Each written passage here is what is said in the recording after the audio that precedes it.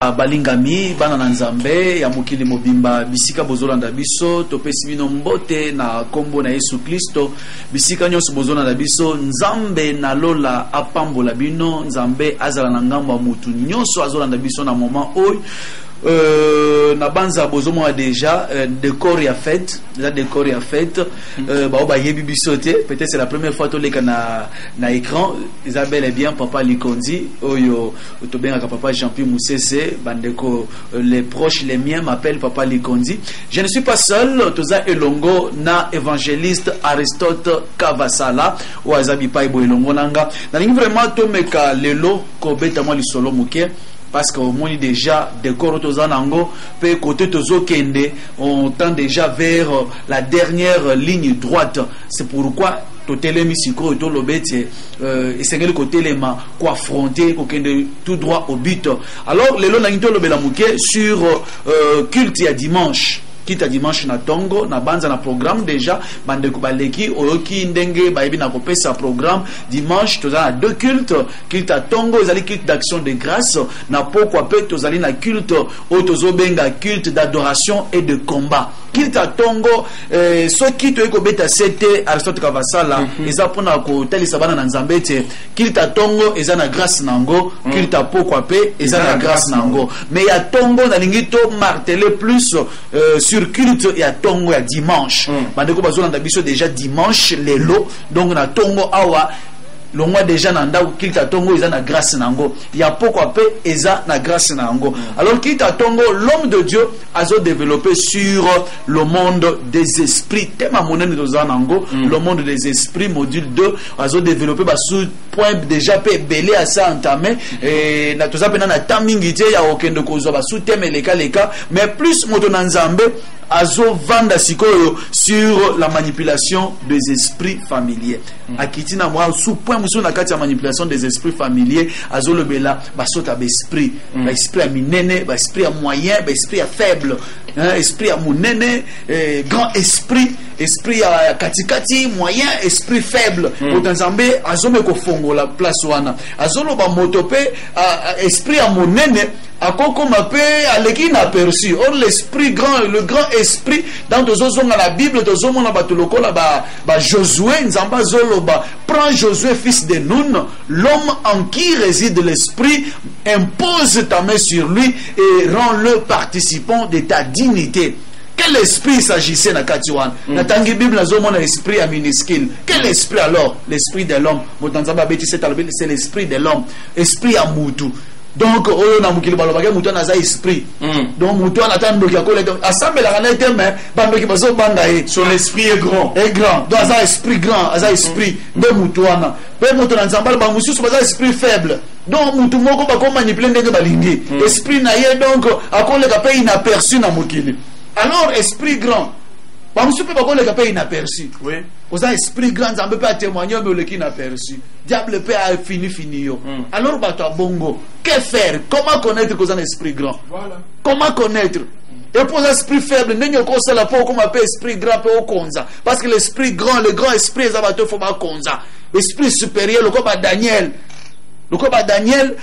Bible zolo il avait un esprit supérieur. Esprit supérieur comme il est capable de dominer les magiciens, capable de décider les astrologues, capable de deviner les ndoto. Esprit supérieur. Ce qu'on peut comme un esprit ou un esprit qui faible, que faut-il faire? Et ce qui pose l'esprit supérieur, papa le bamboussouba les capé inaperçu. Je vois exemple, il y a Abel, grand esprit, mais inaperçu. Alors que faire pour on les cas inaperçus de wanande motonanzambe ameki ko expliquer papa Aristote. Alors tu as évolué entre autres la vigilance aussi. Oui Zangaki surtout Abel il n'était pas vigilant. Oui banazana banani na vivana banani bien aimé dans le Seigneur tangu papa likonza zoloba et lo mungu matinga selinga na pasi. Dans une cas la Bible wana bien aimé dans le Seigneur ba ola kisabiso un esprit grand mais qui était l'avant-dernier de sa famille. c'était Joseph. Wow. Déjà na rêve na ye abanda komona bandoto azokonza amoni na sanza na minzoto ezogumba mela. C'est-à-dire un esprit grand. Mais na famille so tali boy aza en avant dernier. Un esprit grand ezalaka te ozala l'aîné de la famille. Un esprit grand ezate ozalaka au chef moro quelque part. Un esprit grand c'est d'abord spirituellement qui a la promesse de Dieu. Mais ozoye baté il faut bimela. D'où l'homme de Dieu a expliqué maintenant comment sortir pour dominer, régner, au faire régner ta grandeur. Bien aimé dans le Seigneur, ton préjugement, non. Il n'y a pas la réussite sans les sacrifices. L'amour a pena tongo na mai langa o mali. Sokola mai. Yaka. Au moins, il esprit grand. Azara toujours na posa ya kokende ko aider. Par exemple dans la Bible tout le monde a les cadets David. Les cadets David ba yaya nyonso bazali mais les cadets il accepte de dormir dans la forêt. Pendant que tout le monde ba na bango na ndako. Ba musuba OK na bango ba misala na bango. Vraiment. Mais lui en lui il dit non, j'ai d'abord nazam mutu ya batu. Donc si moi je ne suis pas là maintenant, il y a bien aimé esprit grand. Nzamba pas moula pasteur François. Un esprit grand, azamuto d'abord. Aye baka katinaye. Aye bi katinaye parce que katinaye leki libanda naye. Bino bo romo naye boy. Un esprit grand azamuto akendaka ko luka nzambe tang ba bino so balembi. Yango biso to lo ba awa. Na décortication faites connaître ton Dieu en cachette, lui te fera connaître en public. Papa sauf tango zolo balikamboyo na zonyi mbala moko na juge 11 chef T. Voilà. Mwana ndumba côté azalaki azolo bete est-ce que nga ona kokonza est-ce que nga na ko simba vraiment est-ce que ngai deba question peut-être ndeko place azomituna est-ce que biso na famille oyo est-ce que eloko malonge ko bima est-ce que na manasi eloko malonge ko bima donc yemoko azomi mo déjà esprit à muke. Amen. Azomi jugé déjà muke. Mais tant que j'étais avant dit quelque part, Nzambe na bato muso Nzamba sala ba yemoko azomi na resir na ngate. Donc yepona yebto erotika bato na mukili. Mais Nzambe na lola azomono esprit grand. Azomono muto esengela dominer na mukili. Azomono muto esengeli ozala étoile ya famille na bino. O prier ozala source ya bénédiction ya libota na bino. Parce que Nzambe pas sala bato ko va source bénédiction. Yebisanga Abraham na libota na ye azalaki na Zambazo sort de ta famille, de ta patrie, de la maison de ton père. Moi Genèse 12. Alors je rendrai ton nom grand et je te ferai une source de bénédiction. Donc Zambazo mutu azo comme une source de bénédiction. Donc il y a la possibilité de nos ans yebite aux faibles au la famille au bazana griffete mais Nzamba lokotio a commission monene. Mais il faut toujours qu'on réveille ce qui est en toi. Faut réveiller ce koyo o azakati na esprit wana mais comment est-ce qu'on connaître que nos esprit azakati na yo des places muto na Nzamba zo développer ka des maté ya tongo des no koyeba et que faire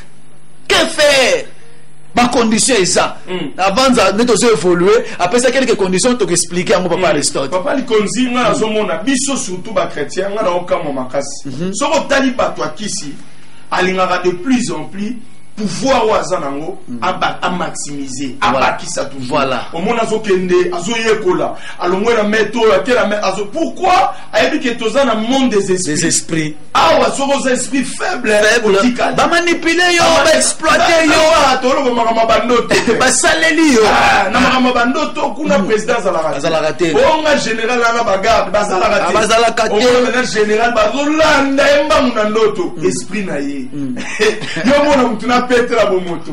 Mais spirituellement, esprit faible. Au monde baloba, Pharaon alali alota ndoto. Nabukadnezar alali alota ndoto. Le muki boya toki, mais roi. Ya mokili mobimba. Mais Pema, nini. On a compris de l'été. J'ai vu sur ma couche quand je dormais, bazolanda ngamba. Donc yo be tinde boyo tolo bawa. Yo bandoto les ara mimbalanda kayo, babeta kayo. Bien aimé, tu es déjà un esprit faible. Vraiment faut ça les fort ya milota kana kati ba prison bakangela mwa kaji moko boye ya milota kazana zamba zo tambola nzele ezate atambola zo tourna kaka yomba ici ezate oki mamba mon papa et mon homme atalikolo c'est un esprit faible Zambazo Evelo Mawa, Abitena Matiseka Atako Matissa. Bien aimé, notre net Yababoui. Et ça, faut y avoir émission. Qu'est-ce qu'il faut faire pour que ton esprit devienne aussi fort? Bah, ça va manipuler. Il y a donc ça la faisait fort. Ça là est fort. Kolimate na bandoto na yo, kolimate na bandoto no bandoromona, ba opeso ba charge aux hommes. Oh, ba na moni na memi ba tono abatu, na okende nango. Bien aimé, et ça va signer ma bende toyo. Na tongwa wanga na kozanga te. Donc so moni papa likonza poti makambo biso to moni moto na nzamba zo beta sete. To moni penze za sérieux. Zo beta sete. Biso to la pongi, na to zo mona ba musu ba okende ba loge parce que ce sont des esprits faibles. Ba monique na makambo nzambezo ba kokate ba condition ba ke na makambo susu. Ce sont des esprits faibles pour combattre maintenant les esprits forts. Et so tali ba esprit fort. Même dans ma famille, au monde de Tazara Moutimo. Vous soufflez, papa Aristote, un esprit fort. Mais elles ont mis baté. Pas distraire. À mon que non, elles ont si malangoté, tigala et côte à loge. Tigala qui est de bonham et cabo. Or, parce que n'est pas qu'elle ne trafiquer na yo, bah utiliser d'un moyen à yo. Rien. On peut se le côté. Le diable donne que c'est que l'homme. Et puis, bah, nous sommes pas qu'elle n'a loge. Bah, vous sommes bengana bango. Parce que yo awate so. Yo kokate. Donc mutu muso wete yo yakaba mo déjà oza na étoile na yo. Oza grand esprit. Ba ye to zo ega ba fente yo, ba zo exploiter za kati na yo. Maintenant moto na nzamba zo beta c'est alobi, il y a des gens o esengeli ba so solo za kati na bango. Alors na matin o alobaki na kati dimanche on est na ko fongola. Comment devenir Osa faible ne comme puissant ou comme grand. Osa grand pour les cas inaperçus. Que faut-il faire? Quelles sont les conditions pour les cas inaperçus de place à zobete la série? Papa li kondi nzamba pambola papa na biso tant total la même lors la bénédiction Manassé et Ephraïm. Osomona bazui le boko ya mukolo o moboka ya mobali o le batsango pa yaya bachana ya leki. Mystère croisé. Somotali même Jacob yemoko. Babili boso abimi. Comme il était l'esprit faible. Babendi azongi sous la kataliboum. Yaya binadi Ezawa yokobima. Vraiment. Bien aimé dans le Seigneur, nous sommes dans un monde de combat. Où il y a des peuples. Le peuple au bazar opposant et le peuple au bazar majoritaire. Bien aimé dans le Seigneur. Et dans ces deux peuples-là, mais spirituellement, mais généraux des esprits bazar. Presse des esprits bazar. Manipuler l'esprit na yo. Papa n'a habité sur ton côté déjà dans moi manipulation par rapport à temps. Ton côté déjà dans manipulation parce que te belé tant pour l'homme de diazolo c'est la manipulation des esprits. Parce que comment on peut manipuler, surtout quand il a parlé si on peut manipuler. Mais dans la Bible peut-être autant dans le Nouveau Testament, l'Ancien, autant dans le Nouveau Testament, on a manipulé Dieu parce que Jésus-Christ est Dieu. Papa, n'invite toujours à Luc, Luc chapitre 4. Luc chapitre 4. Verset 1. Luc chapitre 4. Comment on a manipulé. 4 verset 1. Jésus rempli du Saint-Esprit. Rempli du Saint-Esprit. Rempli de démonter. Revint du Jourdain. Et il fut conduit par l'Esprit dans le désert. Sous le Jourdain, et la rivière. C'est-à-dire la parole et la révélation. Aouti na baptême. Aouti na baptême. Aya baptême. Aïe di parole. Avant la avant la Saint-Esprit. Et puis il y a ça papa Aristote. Na baptême moi ba outi confirmer. Voilà. La voix s'est fait entendre du ciel, va confirmer. Celui-ci est mon fils bien-aimé en qui j'ai mis tout mon affection. Va confirmer. Confirmé par le maître des Dieu, le maître des esprits. Deva Bili Mamai, va confirmer. Deva Bili Mazamba, va confirmer. Le maître des esprits, des ténèbres et de la lumière a confirmé Jésus. Abouti Jourdain, c'est quoi Matara? Bible les rempli du Saint-Esprit, le vin du Jourdain. Il fut conduit par l'Esprit dans le désert. Parce que l'Esprit, il fut conduit par l'Esprit. Jésus rempli du Saint-Esprit. Après qu'il Jésus rempli du Saint-Esprit, il fut conduit par l'Esprit dans le désert. Quel est cet esprit-là qui a conduit Jésus dans le désert? Où il fut tenté par le diable pendant 40 jours et il ne mangea rien durant ce jour-là et après qu'il fut écoulé. Mais pourquoi la première phrase, la première paragraphe, par exemple, précisait que Jésus était rempli du Saint-Esprit. Si on a deuxième paragraphe, esprit. Quel est l'esprit qui a amené Jésus? Pourquoi il était rempli du Saint-Esprit? Et puis, esprit est mené à la deuxième. Bien aimé dans le Seigneur. Attention, il y a des esprits dans ce monde. Et on a la richesse et même on a échec. Et on a la vie abondance. Et on a net maman zaki na libala. Au fin du câble, ba bo toloka libala. Libala pete ka boy. On est mwasi na kota kikisi. Akenda ke pambanga, azima belama corona ngai, azili puta na ngai songa aketike pambanga. Mais comment toi on peut te manipuler comme ça? Voilà. Bazwika kama belela ya makolo nanga bake bacheka kabulo mepe boni boy ba mususu otambola loka bo na nyatimbas wango kaka bache yo nyatango dans le vide de ça no romo kendo okufa so malade ngana lobaka atambas wango chango yango na nyatango na nko ekusala eloko te ekusala eloko te po ba meka pe ba cha isala pe ba poison ba telo faire pandani esprit grand, il faut un esprit grand. So comment connaître qu'on a l'esprit grand?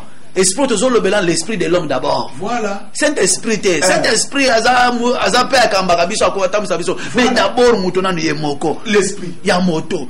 L'esprit de l'homme. O soutenaka mutu même na kati ba maladie wana. Toujours le bélan esprit wana. O nzambe a communiquer na yango.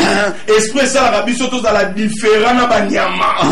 O ça la kena la différent na taba. Esprit ezalaki na Daniel. O Bible à Daniel il y avait un esprit supérieur en Daniel. Voilà. O comme ça est supérieur que ba magicien devant les sorciers. Les sorciers. Roi wana zaki na ba noki, azaki na ba magicien. Dieu le met le lot comme fanda ba ba nzambe o ngoki comme ça. Et non, dans la Bible, il y avait des Daniel parmi les magiciens. Vraiment. Dans la Bible, il y avait des gens comme des Joseph parmi les magiciens. Vraiment. Dans la Bible, il y avait des gens comme des Moïse. Écoute, mais dans la Moïse, moi la souka. Esprit supérieur. Esprit supérieur.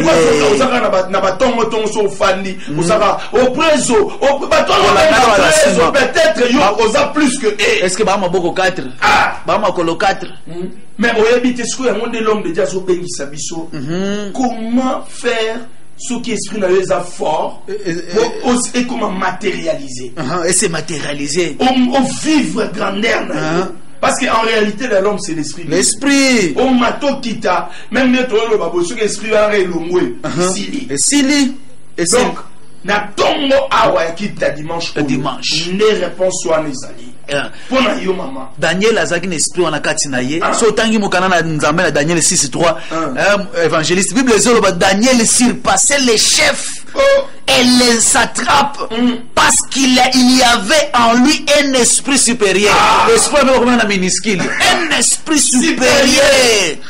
Esprit de l'homme. Et le roi pensait à l'établir sur tout le royaume. Pour Nanini, il avait un esprit supérieur. 6 combien 4 6:3. On parle d'abord de l'esprit de l'homme. Et ça se peut Daniel surpassait les chefs et les satrapes. Daniel lequel azalaki likolo ya bakonzi nyonso pe bato misala ya roi wana. Daniel azalaki likolo na bango parce qu'il y avait en lui un esprit supérieur. Parce que kati na ye ezalaki na molimo ezalaki likolo ba milimo. Azalaki na molimo ya likolo. Penser à l'établir sur tout le royaume. À cause de l'eau na roi alingaka tia likolo wana. Donc les lots il y a sur otali la fina yo olotaka ba mbongo mais sur la mugin piaka pour ba mbongo ane comme matériel. Il y a un travail, il faut un travail qu'il faut faire et ce travail ce dimanche le dimanche tolobi ce dimanche déjà na kilta tongo awa l'homme de Dieu a ko fongola voilà ndengeni le ko matérialiser le quoi esprit na yo et c'est matérialisé donc aux grand esprit au palpé bilaka na nzambe wana mais omoni papa zo le bela makambuya et minuscule peut-être vous comprendre dans la Bible quand tu lis omoni et majuscule ça veut dire Dieu. Mais ce qu'on esprit majestueux, esprit yamuke, c'est-à-dire on parle de l'esprit de l'homme, ou de l'esprit démoniaque. Vraiment. Awa, bazo préciser te balobi esprit yamuke, c'est-à-dire on parlait de Daniel. Donc un homme rempli de l'esprit de Dieu, à cause de la paix, mon toit, dominé dans le quartier. Parce que Daniel azo dominer ba magicien mais yo na quartier na bino kota na quartier mo be basi ba bala te yo pe ba no ba bala vraiment so tika la poani au côté na quartier mo ba bi ba na misala ba so kana ba dame ba so kana ba journaux ba so kana je suis licencié mais musala za la te ouais ba no utaka na quartier mo kota na quartier wana yo pe koma mutabada okoma mutabadini te papa li continue lo ba eloko moko l'église skala kambala lo ba boye soki mutu ake na bar azonga na sura masanga ouais bongo mutu aye koluka siko nzambe azonga na haleluya mutu oloba temo ya odeur pe l'odeur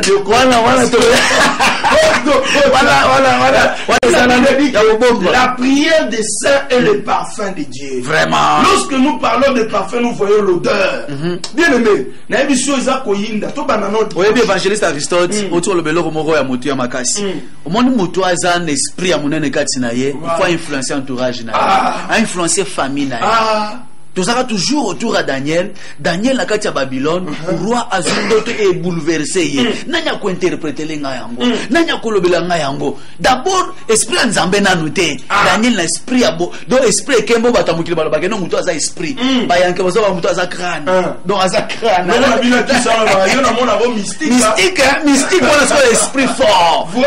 Grand esprit. So tangi moto na nzambe na mukana na nzambe Daniel chapitre 5, on commence à verset 11. Bible zoloba il y a ba yibisi roi ba yibisi roi ni ngana tanga ga yo interprétaka po maman pe ba yoka maman na biso pe ba ra po mona o te papa bozoloba ka français belé vraiment yoka te dans le chapitre 5 verset 11 Bible lo biboy il y a dans ton royaume un homme mokonzi na royaume na yo na bokonzi no na mboka na oyo eza na mutu moko qui a en lui l'esprit de Dieu saint, qui a en lui l'esprit de Dieu saint.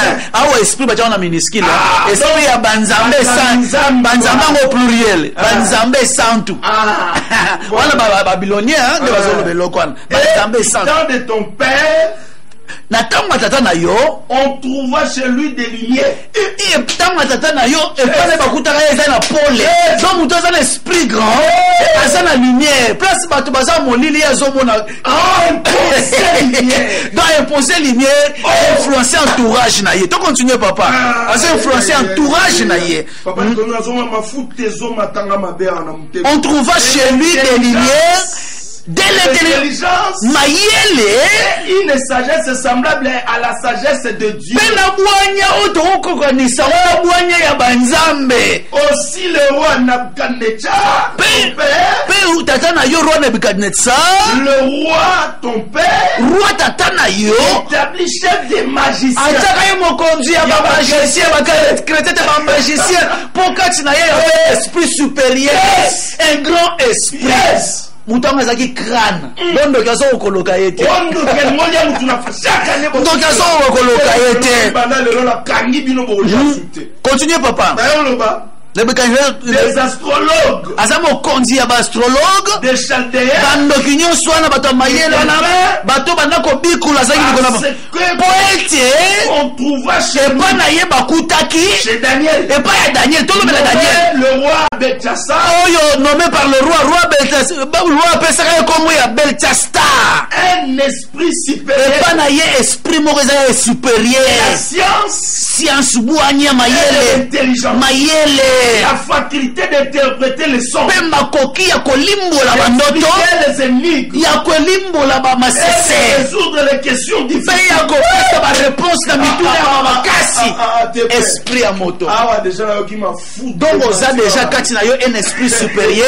Ou ko résoudre ba problème belé na entourage na yo. Ba question ko mituna ba question so mituna. Est-ce que ngana yotika moto na mokili? Na yo est-ce que mais en toi il y a un esprit oyo motema nango andaona na esprit ya nzambe ya yo ozamu pagano sambe la kata andaona na esprit ya nzambe esprit on nzamba boto na wakela yo na yango esprit za capable ya kokomisa yo moto monene esprit wana ekoselete o éclairer entourage na yo esprit ne ko salete o résoudre ba problème oyo ba misu bozo ko résoudre te est-ce que vous comprenez esprit à moto kaka sans que nzambe nanu ton esprit à toi l'esprit wana minuscule wana otoza ya mukie wana ya bo moto o bible ezolobete l'esprit de l'homme le soutient dans la maladie esprit wana ndeko zolobela ata osambela kata lobela bato na mama ata osambela kate en toi il y a un esprit on nzamba kela nango esprit wana il y a la possibilité au moto nzamba lobe akopesa ba condition selon la parole de Dieu na culte atongo dimanche oyo ako expliquer ce que esprit non na comprendre que l'esprit supérieur l'esprit grand katina yo denyoko yeba yango oza l'esprit grand denyoko yeba yango ole ka inaperçu te tu es un esprit grand mais aux le ka inaperçu pourquoi quelles sont les conditions dimanche oyo na venir donc le lot déjà Kalembelembe 72 commune à Kinshasa Kalembelembe na commune à Kinshasa au grand temple de l'église Aseka Kalembelembe mais bon pour permettre des autres tautologies kawana esala biso kawana esala biso kitoko makasi papa li conduit mambo la technique ba signala biso déjà l'unitage tozo kende au biloko so tozo évoluer dans ça des jours dans Nouveau Testament nazo songa na histoire ya apôtre ya mo o babengi Pierre babi alobi butu mobimba butu nyonso aluki tanto lo balikamba butu awa babi en lui y avait la lumière butu mobimba ça va ndeko vina et difficulté na difficulté akende bo mabe azonga bo mabe mais quand un homme est venu qui avait l'esprit d'abord supérieur. Au Saint-Esprit, on a noté l'esprit supérieur. L'esprit de l'homme. Na opeso te po butu mobimba na lobite na luki na zue lorote ya ebisa bipesa na te asisi ko sale lango ai jusqu'au to ke ndelo babio ngana na experience neti mutu moko aloba toyoka mateo toyoka ngoto kenda ba église tala tangu nzambe ya hotele mis esprit ezaka makambo toyoka te ezaka makambo mutu te voilà o pola zoloba ezaba makambo mato yoka te mise mona te ezaba makambo yo soko comprendre kaka ta zamba fongole lumière koti pour le koti la njela namba fongole no mona soki esprit nous est grand ceux qui n'ont pas compris, vous avez un misala ba coup de main. Le rôle ba jeté. Ba misala mo ba coup de main. Ceux qui n'ont pas compris, dans le débat. Car Pierre a compris que ngane na chef de l'église. Donc après Jésus c'est moi. C'est moi. Mais chef de l'église a et puis na ba ko peshona na ngoli ngwanda mo le lo tala ndemoza. Oza vi mo ka ndemwa ndemwa. Na bi ma to comprendre yo. En toi, il y a des promesses. Vraiment. Mais lorsque Pierre a compris, Pierre, écoute, moi je te ferai pécheur d'homme. Pécheur d'homme. Parce qu'en lui, il y avait habité plus loin. Et puis, toi, bongo, plus loin. Il s'est dit, Yes, on va permettre de vous ailleurs de moi, Satan. Toi, bongo, Satan a bondi, ça va bango. Oui, peut-être que vous avez Pierre, papa Aristote, évangéliste, Motolan Zambé. N'avez que moi, alors, moi, côté Matika Tinanga. Amen. Pierre Oyo. Olobi azaki molobi bambisi azomi yeba te azo comprendre te azo tala na lobi ngana tangana ngate nga oyo na okambaka église ndenge nini nga oyo tindangu Yesu Pierre alobaka Jésus alobaka na ye tu es Pierre sur cette pierre je bâtirai mon église azo comprendre makambo na te mokolo moko Yesu avant d'azo yebisa Pierre azo loba Simon Satan vous a réclamé. Papa, ça va qui Bible place oui, na super na mayelo tout dans la classe, na c'est l'analyse grammaticale. Satan vous a réclamé pour vous cribler comme du froment. Mais je priais pour toi afin que ta foi ne défaille point et quand tu seras converti, tu affermis tes frères. Analyse grammaticale. L'esprit supérieur. Yo papa. Analyse grammaticale. Azoloba, Satan vous a réclamé. Ne pas dans la vie. Oh, Jésus était poli. Pour y Pierre Azaki Mukolo Nazoba, vous voyez hier. Maintenant, on a sur le deuxième paragraphe. Azoloba, mais j'ai prié pour toi. Nabi, oh, avant que vous voyez, et j'ai prié pour toi. Afin que ta foi ne défaille point. Déjà. Na kotika boyete na na ju version mususu. Na ju semer na ina tang. Semer azolo banini. Simon Pierre Simon. Satan vous a réclamé tous babakisi tous. Vous a réclamé tous, mais moi j'ai prié pour toi, afin que ta foi ne défaille point. Et quand tu seras converti, tu as fermé tes frères. Pourquoi habite tous? Il y a des gens, attends qu'on réclame Batunyoso, mais yote.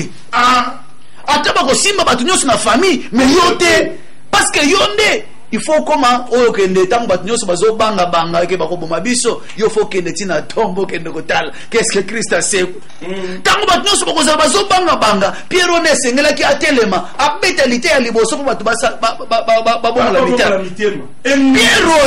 Israël. Donc Yesu alobi ata Batunyoso bakolemba, mais Pierre était mutako rassembler batu eza Pierre. Satan vous a réclamé tous. Mais j'ai prié pour toi, afin que ta foi ne défaille point. Donc, la famille, tu causes les belés, tu causes la banne les belés, mais ça n'a pas l'esprit supérieur, ou est sengeli, amiyeba, atelema, pour sauver Batunaye. Jamais na libota tout le monde a au bana libali nyonso basalati. Bana basi nyonso ba non, mais azali. Mais obita on keni noana tous les camions pena rapidité. Ouais. Tant bazolo bana na Pierre Bongo. Ensuite, ça Pierre, tel Satan a des grands thèmes, alinga nikayo. Vraiment. Nous avons au pesa Satan a kanda. Mais nous avons ignorance au tir la kana ba pêche ba Thompson ba kaki, ba mabundu. Nous avons yo au grand homme. Vraiment. Au grand esprit. Na yeko ko landaka pa ga fasu ko lobiwana. Soki siko yo biki. Obiki sabatu mususu. Mon frère, ma soeur, au moins tu yo freiner via batebe. Vraiment. Nous avons fait ça pour yonde les lobano ba otanga sous classe. Vraiment. Et ça pour yonde famille zo kota malédiction. Vraiment. Oza robinet famille. Mais oza yebate, oza rêver. Oui, c'est un péché. C'est un péché. Ba otuna yo. Ba kotuna okenda osali na mokili. Ya mona tongo yaka. Na opeso adresse. Soko uti ba côté ya Ipen. Ozuika la mutu rezo kende zando. Soko kiti okumna zono biba kitanga na 24. Soko kiti na rêve 24. Au Katina Ngambo 24, au Komona en diagonale, il y a station Kobil. Au Komona, Bazolo Banabis, Baobele la Baoloba, bon marché.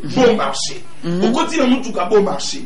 Au lobby, le chauffeur qui t'engaille na croisement Kabamba plateau. Au Kiti na Koumawana, so Kiti na Koumawana, grand temple de l'église ACK Kalembelembe. Où est-ce qu'on a venu Kalembelembe, quand bien, numéro 72. Au Komiwana, Yaka avant, Nala Lingamagamba Boye, dans l'homme de Diazoro, mon musique, Msuba Floyo Kabiente. Faut Zala avoir Baba Fleloba, Oloka voix na yel, Lengezoloba, Yaka Penza avant. Ola Mgande Toloba, à 4 heures.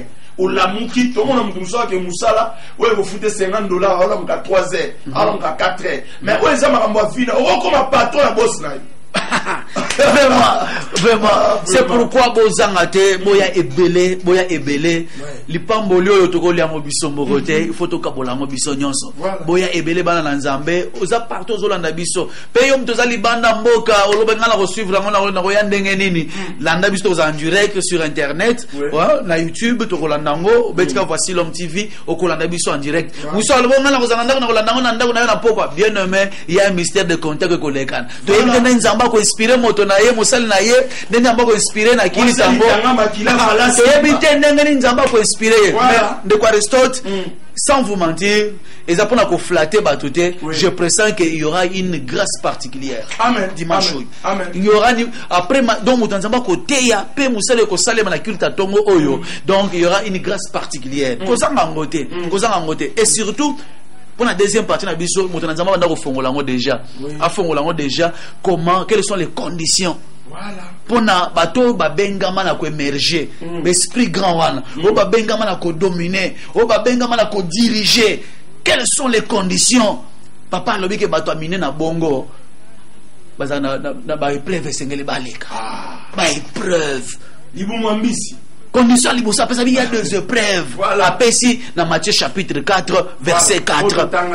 Matthieu chapitre 4 na kotanga ngoa. To kotanga on est bandeli, les places tozo ke ne poto chitele. Matthieu chapitre 4 ozo kita. Alors Jésus fit est mené par l'esprit dans le désert pour être tenté par le diable. Bongo Yesu amemami na molimo na kati ya désert. Na kati esobe esika nzete botakate. Pokuna osani ezalakate. Oye pona nini? Bible ezoloba papa tega lobike non po akende kozala tante kuna bakende komeka ye. Tindenga azokende wana azoyeba kenake po bakemeka nga.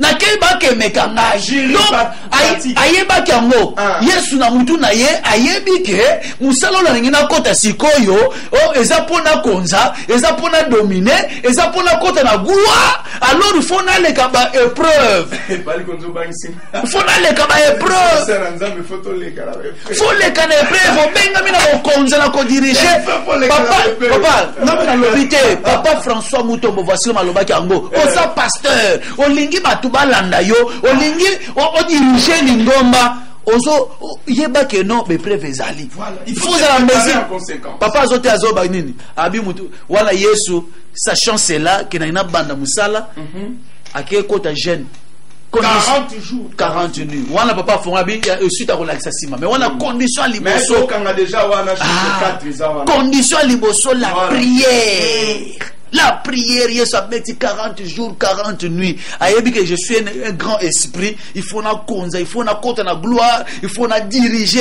il faut na salaba miracle, il faut na salaboé. Condition liboso, la prière. Faut passer du temps dans la prière. Combien de temps il est dans le sang? Combien de temps? Pour que moi, même pas 1 heure. Vous n'avez pas pu tenir pendant 1 heure avec moi. Donc, ce que c'est la gata 1 heure de prière était niveau de prière n'a trop bas. Ne fût-ce que 1 heure du temps, la présence dans Zambé. Parce que aux a trop bas. Comment vous entendez ça? Zobé c'était. Abi condition à liboso la prière. Yesu ayebi na mutu na ye. Awo zate ke no bazue par hasard. O ba mema ki ba surprendre te. Ayebi ke na zo ke ndebo l'esprit et me met dans le désert pour être tenté. Et puis après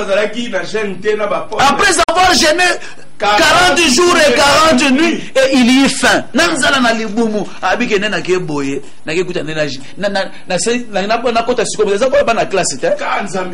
Totangi comme na suka il faut épreuve. Il faut le kan examen. Ta message. Ba meka yo soki oza mesure même pas la classe. Soit attendre comme na suka. Faut pas aussi si 12 ans là ya classe faut moins interro examen d'état. Moi TP. O ce que ça examen preuve.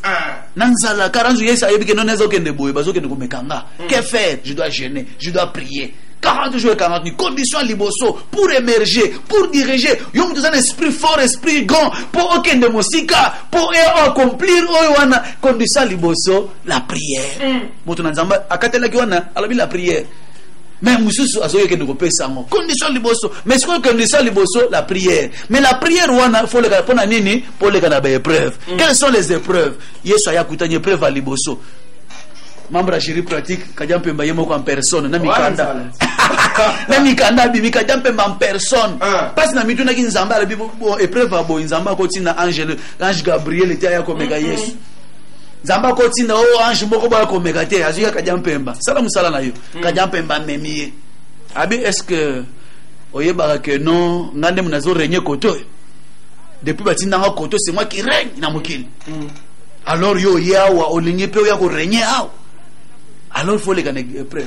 Papa lobby que non, au moins n'indengo zawana pour émerger, vous avez esprit grand, esprit géant pour omata. Il faut même monde à ténèbres va confirmer yo. Yes. Monde à ténèbres va dire que oh yo va sakana na yete. Amen. Amen. C'est comme le fils de Séva,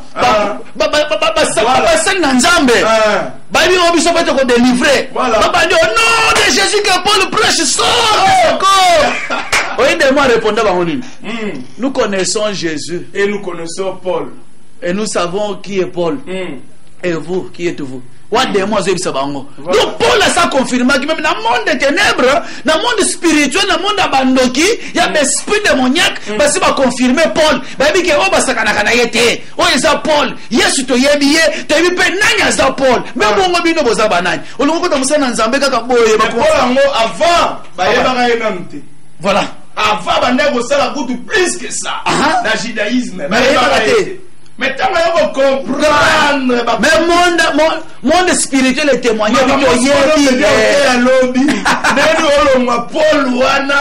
Yawa yebaka nanu te ono misu na ye e banda ko mona selo bomoto po konta siko na polo yo ba demo ba yebi siko musa na nzambe olingi kaka o banda ko sala musa na nzambe est-ce que Satan yebi yo akobanga ka yo d'abord père na lingi to est-ce que bo obstacle wana olonga ka ngo Satan ezaba sala nzambe musu Satan abanga ka Satan pena pas possible na ko lekela wana je wana ko betanga ba roya ba ndio sambe to mona ngona église parce que vita ba ndio sambele la demo zo bimate on a pas François Soyer à télémica rabo abi obima moi de moment mais to umeli wana papa Aristote rappeler ngai loko moko wana nazana ne bandeli auto tshela maboko sika papa abi kota na langa to banda musala ne bandeli papa na umela ta 2 heures du temps benga na demo abi yo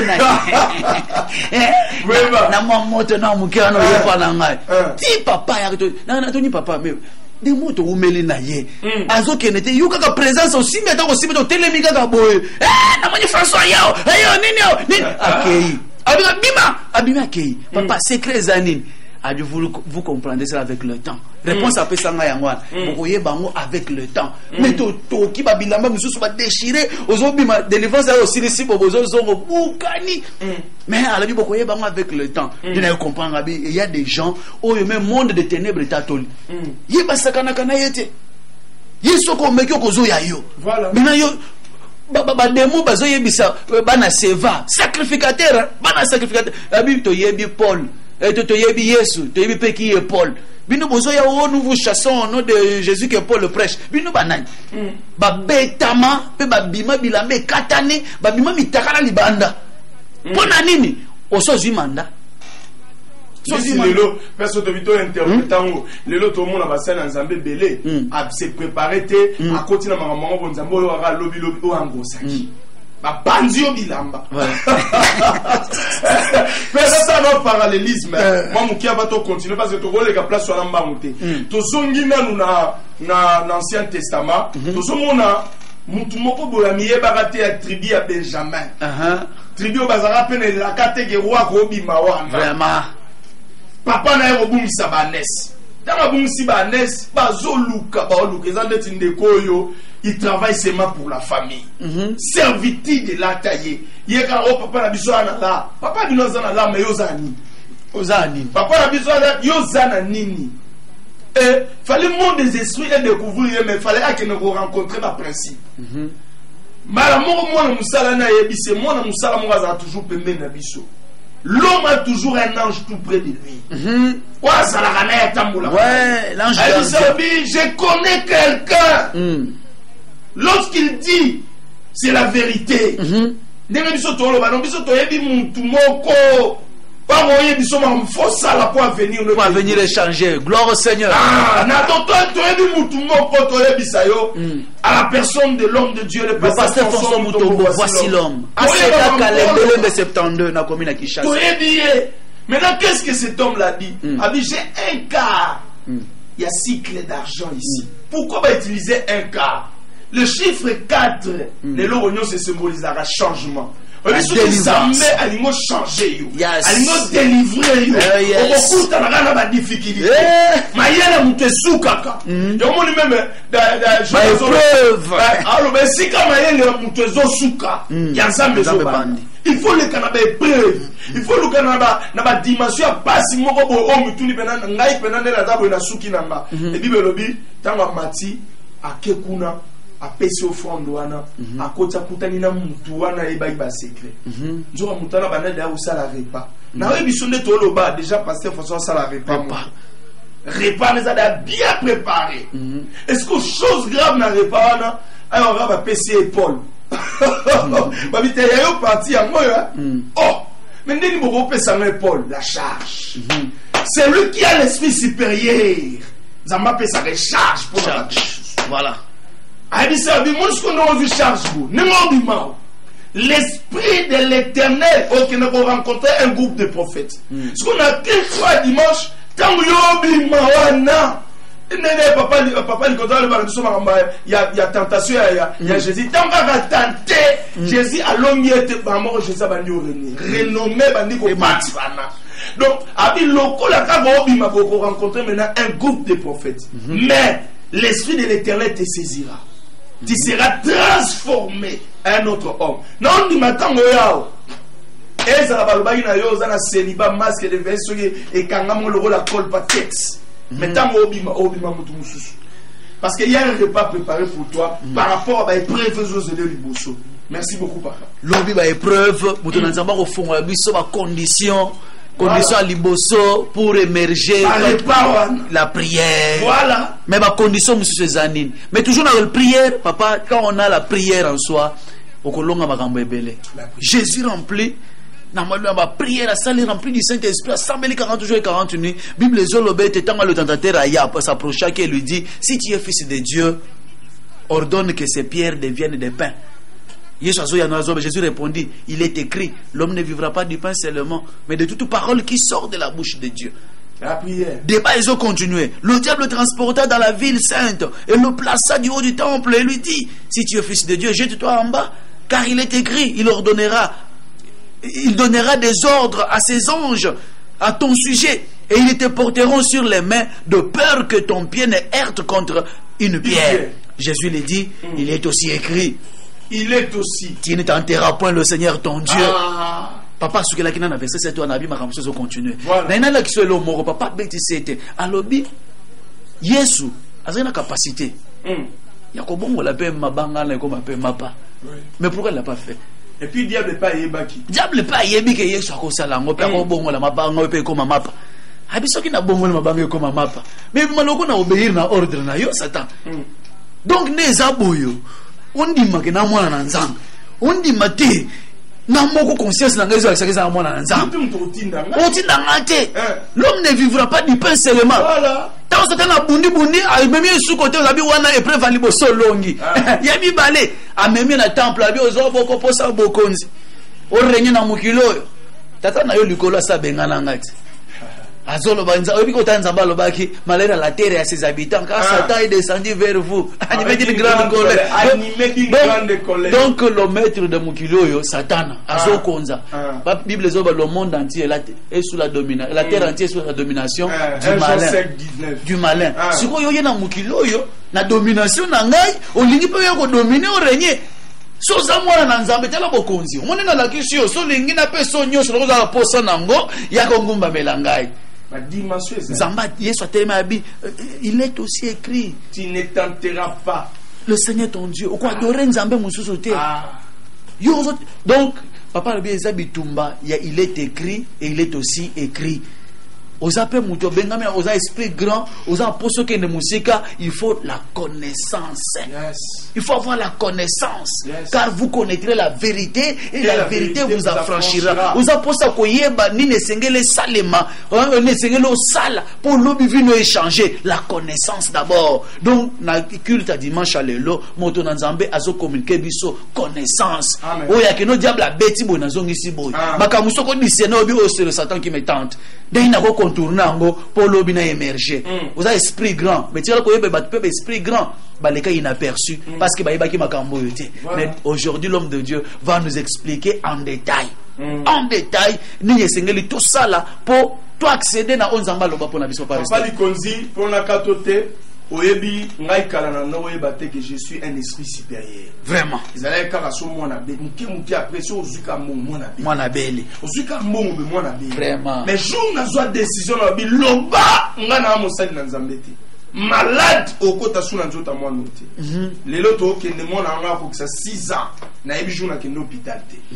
Nazolo bate pour nazo yebisa yo famille ya mwasi nanga ba olanda ngai famille ya bandeko nanga ba olanda ngai ba yebi makam nazolo ba papa likonzo yebita ngozolo ba makamba prière na raisonner l'exode tangu ba malesite ba ye po ba bundisa bana Israël ba bi mutu moko amatina ngomba tanga matina ngomba afukami atomboli maboko aosambela papa soka kiti maboko bwe Odi kuna bandi obeta bana Israël.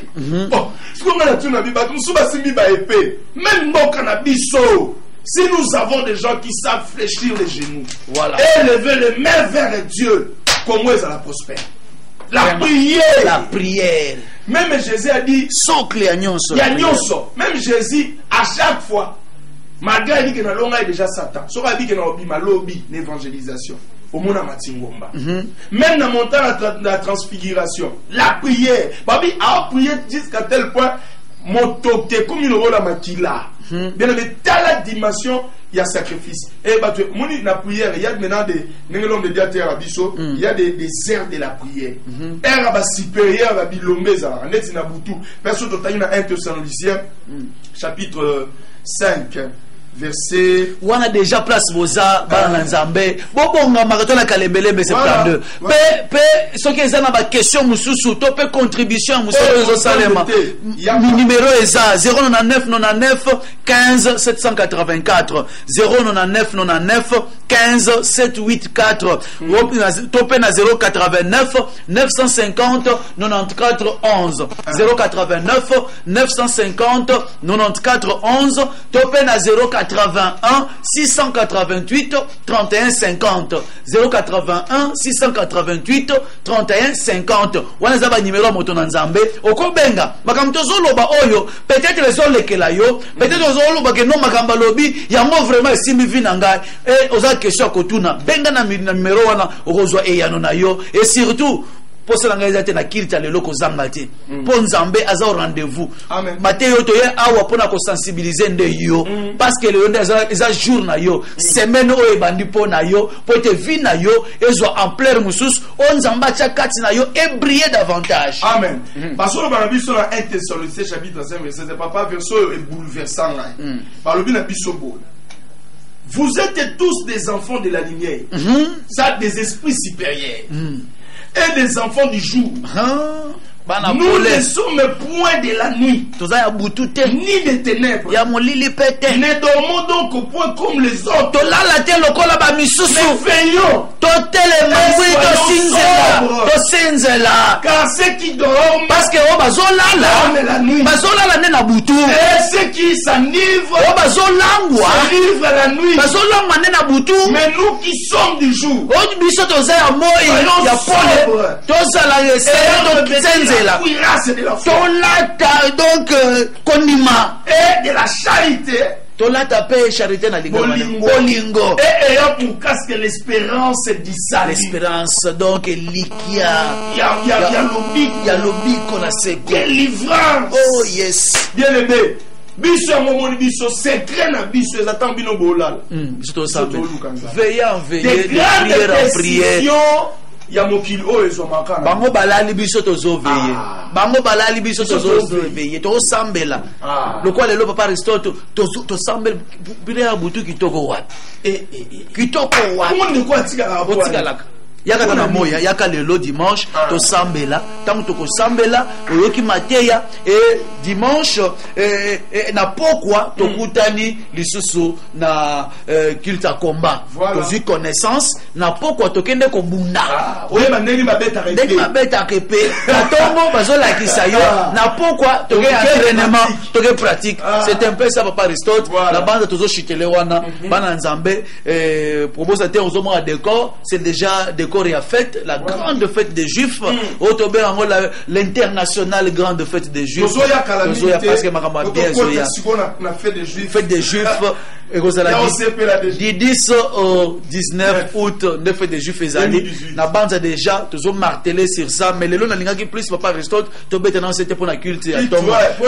parce que belé yaka suki ta tongo te nanga na pokwa te ozokosa malili ne ezosala olali ozipiki dra wena kena nanga ya pokwa culte ta tongo yaka Nzamba yebi pourquoi ache de culte wana ya tongo ezato zo connaissance quitte action de grâce to dans enseignement mais ça quitte sacrifice ya bato atala bina oyoka malili pour Nzambe mais na pokwa toke combat voilà c'est un peu ça na banza papa Aristote sukeli awa pour na lelo sukeli a vraiment bien aimé dans le Seigneur venez nombreux soit même moi tolobia makam même la biso na bakaya malade ici voilà même yango parce que il y a des esprits supérieurs là-bas au bazar logo là-bas délivrance pour na bato mususu il faut ka ole ka pembe na simba yo ole ka ta pembe ni na ye ata simbioto yo kata mongongo na ye et je crois que tu auras ton miracle au monde nzambe nenga osala biso toloba mingi parce que il est toujours au rendez-vous. Voilà.